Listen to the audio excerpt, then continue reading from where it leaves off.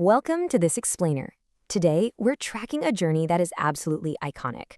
We'll be following Catelyn Stark's treacherous ascent to the Eyrie and exploring how this grueling physical climb up the Giant's Lance perfectly mirrors her descent into her sister's political paranoia. Let's just jump right in. Okay, we have to start with this incredibly ominous warning from Catelyn's uncle, Brynden the Blackfish. He tells her point blank that the Lysa who came back from King's Landing is not the same girl. This immediately sets a tone of deep unease before Catelyn even reaches the base of the mountain.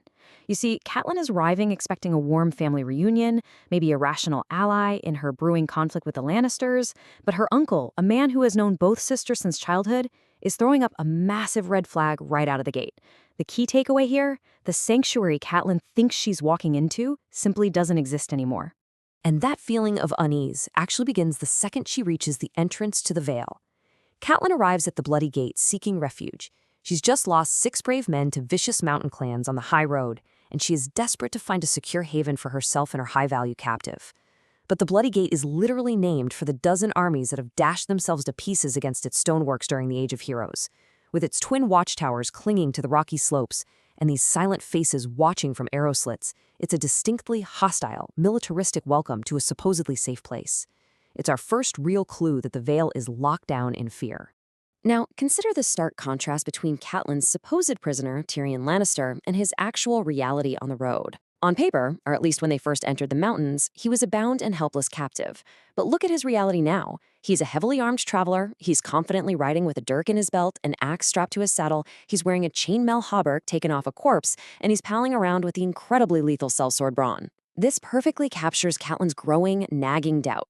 6 men died to bring him here, but looking at him now, she's forced to wonder, is she actually in control of this situation at all? But Tyrion is definitely not the only Lannister problem simmering in the Vale. Before they even begin to climb, Brynden warns Catelyn of the intense anger among the local lords. Why? Because the king just gave the title Warden of the East to Jaime Lannister.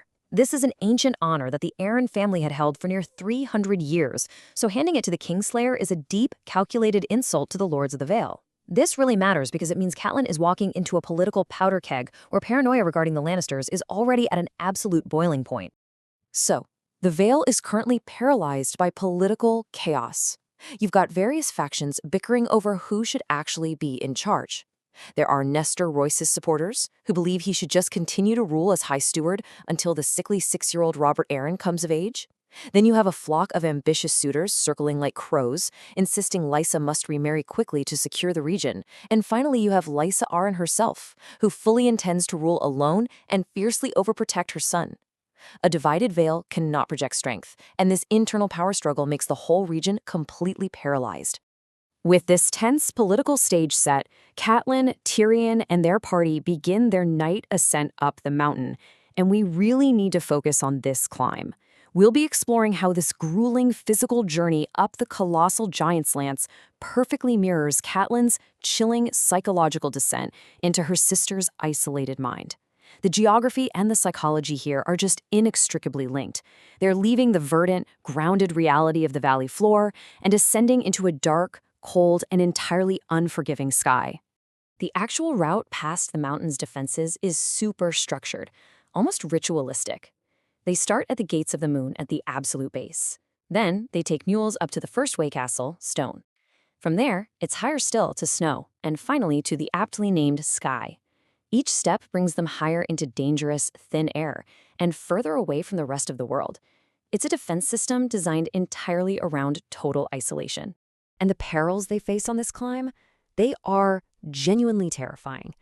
Led by a confident bastard girl named Maya Stone, Catelyn has to navigate pitch-black darkness. The trees thin out, exposing them to freezing winds that literally howl like wolves. The paths shrink to a mere 3 feet wide, cracked from centuries of freeze and thaw. And to either side, vast, sheer drops into absolute nothingness. This environment is actively hostile, and it fiercely tests Catelyn's legendary Tully resolve. In fact, the environment is so overwhelming that even the remarkably brave Catelyn Stark is paralyzed by vertigo on this narrow path. At one point, terrified by the shrieking wind and the black gulfs of air yawning around her, she just freezes. Sweating and trembling, she actually tells Maya, I cannot do this, child. This is a crucial moment. It highlights a stark, poignant contrast between her grounded rationality and the irrational, dizzying heights they're scaling. The physical environment is literally stripping away her agency, forcing her to just cross blind with her eyes closed. Then they reach the final way castle, Skye, and we hit a pretty staggering number, 600. Because past Skye, the path basically becomes a vertical stone chimney, and they have to abandon their mules entirely. To conquer the last 600 feet, they literally have to be hauled up the cliff face in winched baskets that are typically used for hauling up bread, beer, and turnips. Even Tyrion makes a joke about going to his fate like a load of vegetables. It is a completely humbling, helpless experience for these high-born lords and ladies. Finally, as the sun rises, they reach the top, the Eyrie. It's described beautifully as 7 slender white towers bunched tightly like arrows in a quiver, literally floating above the clouds. But notice what Catelyn observes when she finally walks through its halls. It is echoing and empty. There are no stables, no kennels, just pale stone. This architectural isolation and strange emptiness perfectly foreshadows the incredibly cold, detached reception that is waiting for her inside her sister's solar. And this isolation is mirrored by the tragic physical transformation of Lysa Arryn herself. Consider this stark contrast. Catelyn remembers her sister from their youth as slender, high-breasted, and full of hope. But the present Lysa? She's thick of body, pale, puffy-faced, and fiercely fearful. She has morphed from Catelyn's beloved sister into a petulant, exhausted stranger. The toll of her miserable political marriage, multiple miscarriages, and the trauma of King's Landing have completely eroded the girl Catelyn once knew. The tragedy of this family just deepens when Catelyn finally meets her nephew, the young Lord of the Eyrie, Robert Arryn. He suffers from a terrible affliction the maesters call the shaking sickness. He's painfully thin, incredibly small for his age, and prone to weeping if you just take his dolls away. He lacks any of the strength or vitality expected of Jon Arryn's true-born heir. Yet Lysa delusionally parrots her late husband's final words. The seed is strong, trying to convince everyone, and honestly herself, of a reality that simply isn't there. Then we get to a scene that completely encapsulates Lysa's absolute detachment from reality. Catelyn watches in horror as her sister openly breastfeeds her 6-year-old son right in the middle of a serious political argument.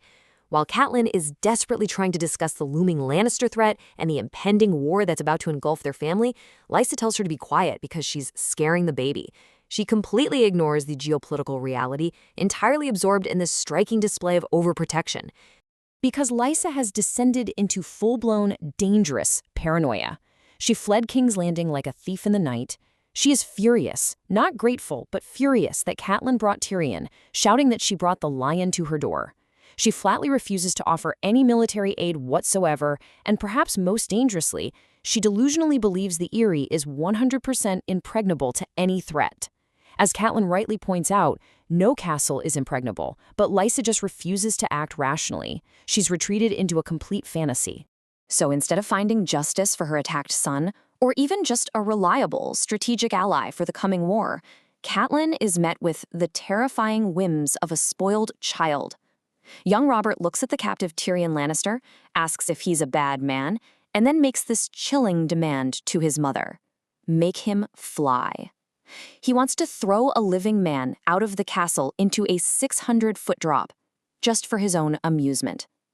This is the ultimate authority in the Vale now, a trembling, vindictive child and his deeply paranoid mother. Which brings us to the end of this harrowing journey, and it leaves us to ponder a really chilling question. With the lion at the door and the Vale locked entirely in its own paranoia, has Catelyn doomed her family by seeking refuge in the clouds? By dragging her captive up this treacherous mountain to a sister hopelessly lost in delusion, has Catelyn inadvertently trapped herself in a cage of her own making? It's a fascinating thought to leave you with today. Thank you so much for joining me for this explainer, and keep questioning the climb.